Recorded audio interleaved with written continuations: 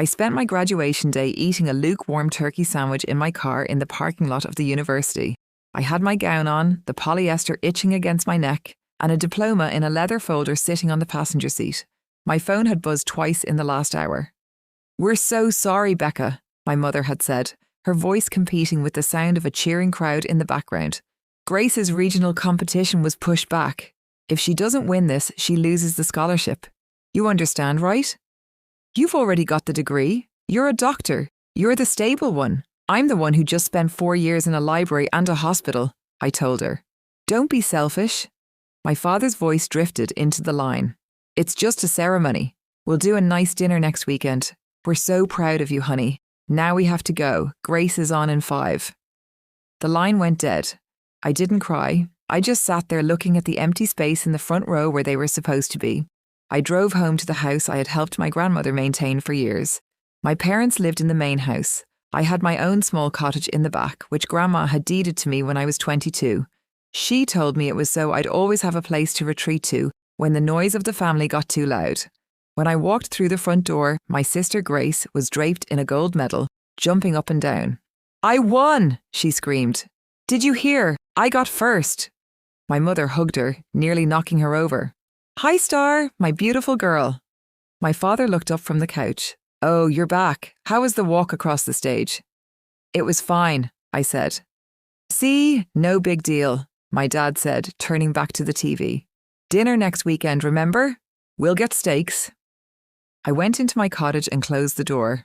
I didn't go to the dinner. I didn't answer the text asking where I was. I just stopped. "Becca, this is getting ridiculous," my mother said during a phone call 2 weeks later. "It's been a month. You're acting like a child over a missed party." "It wasn't a party, Mom. It was my graduation." "We said we were sorry. Get over it. Grace is preparing for nationals and she's very stressed. She needs us focused." "I'm sure she does," I said. "Are you coming home for Christmas or not? Your father wants to know if he needs to buy another chair for the table." "No," I said. "I'm not coming." "Excuse me?" "I'm done. I'll send you my new forwarding address for any legal mail, but otherwise don't call me." "You can't just cut us off," she yelled. "We're your parents." "You're Grace's parents," I replied. "I'm just the stable one." I hung up and blocked them. I didn't block my brother Luke, but we weren't close. He was the middle child, the one who existed in the periphery, usually just trying to avoid being the target of my parents' erratic expectations. I moved 3 states away from my residency in pediatric neurosurgery. I worked 80-hour weeks. I lived on black coffee and the desperate need to prove that I didn't need a front-row audience to be successful. I stopped checking social media. I didn't want to see the photos of Grace's dance trophies or the family vacations I wasn't invited to. 3 years passed. I became an attending surgeon. I specialized in a rare type of cranial nerve reconstruction that most surgeons wouldn't touch. I spent my free time publishing papers and taking on the impossible cases from across the country. The silence was a relief. It was a clean, cold space where I could finally breathe. The break in the silence came on a Tuesday afternoon. My phone buzzed. It was Luke. I hadn't spoken to him in 18 months. "Hello." "Becca." Luke's voice was frantic. He sounded like he was in the middle of a shouting match. "Becca, are you there?" "I am." "What's going on, Luke? Are you seeing the news, the magazine?"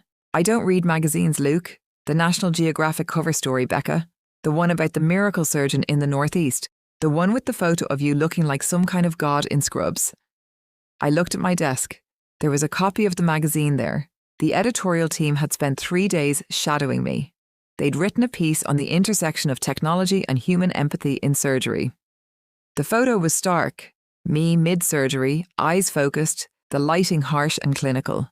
"Oh, that," I said. "Mom and Dad are losing their minds," Luke said. I could hear my father shouting in the background. "They've been screaming for 20 minutes. Dad just saw it at the pharmacy. He's currently pacing the living room like a caged tiger." "Why is that a problem?" "Because they didn't know you were that kind of doctor, Becca.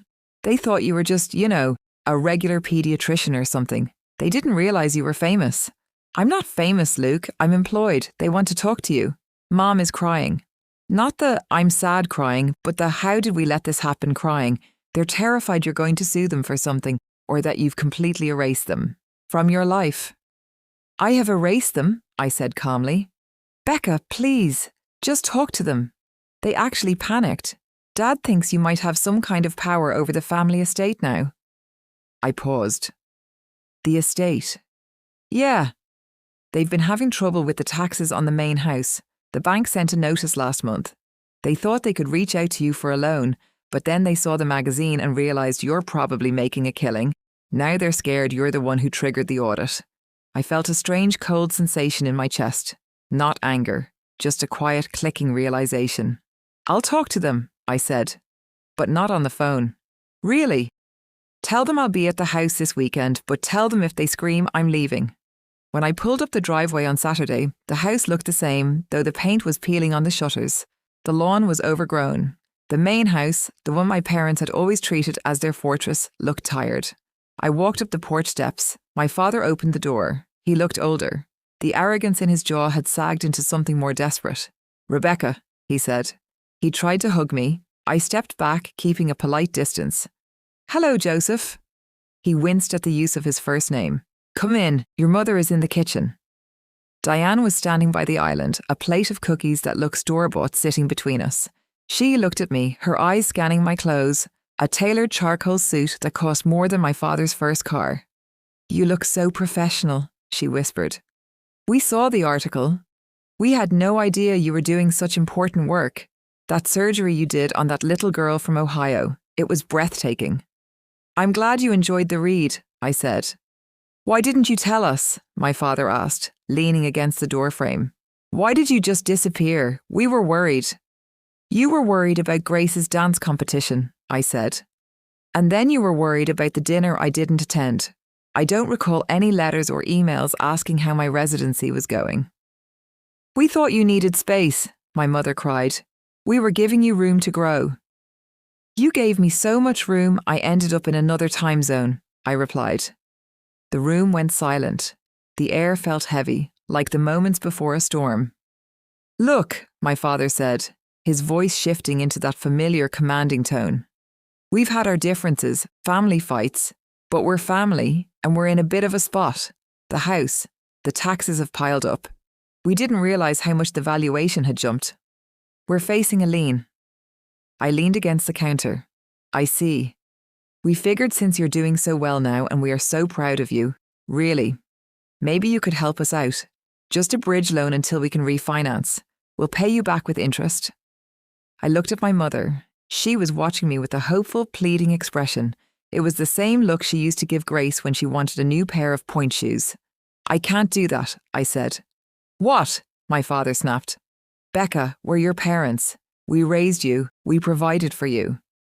You provided the basics, I said. Grandma provided the rest, including the cottage. This is about the house, my father said, his voice rising. You're holding a grudge over a graduation ceremony? That's petty even for you. It's not about the ceremony, Joseph. It's about the fact that you only remember I exist when you need a check. That's not fair, they wailed. We love you. You love the version of me that's on the cover of a magazine, I said. You didn't love the version of me that was studying for boards while you were at a dance recital in Florida. My father stepped forward, his face reddening. Listen, we're not asking for a handout. We're asking for family support. If you can't do that, then maybe you're not the success that magazine says you are. Maybe you're just a cold, arrogant woman who forgot where she came from. I didn't flinch. I reached into my bag and pulled out a folder of legal documents. I laid them on the kitchen island right next to the cookies. What is this? He asked. The deed to this property, I said. My father frowned. What are you talking about? This is our house. No, I said. Grandma didn't just leave me the cottage. She left me the entire estate in a living trust. The condition was that you and Mom could live here for the rest of your lives, provided the taxes and maintenance were kept current. I've been paying the property taxes out of the trust fund she left me for years just to keep things quiet. My mother gasped. What? But, I continued, the trust had a clause. If the property fell into significant disrepair, or if there were legal liens placed on the title due to negligence, the ownership would revert fully to the trustee, me. My father grabbed the papers, his hands shaking. He scanned the lines, his eyes widening. You own this house? I do, I said. And according to the bank notice Luke mentioned, you've been negligent. You've let the taxes slip and the property value drop through lack of maintenance. You can't kick us out, my mother whispered.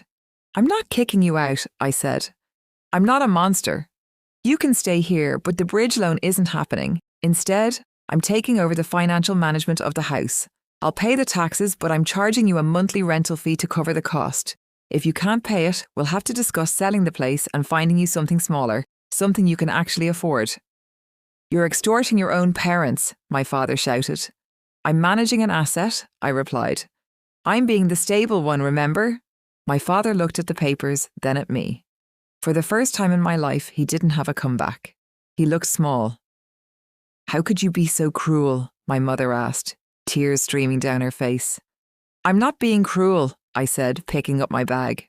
I'm being fair. You spent years teaching me that the person who works the hardest and stays the most reliable is the one who gets the least. I'm just applying that logic to the house. I walked toward the door. Becca, my mother called out. Where are you going? Back to my life, I said.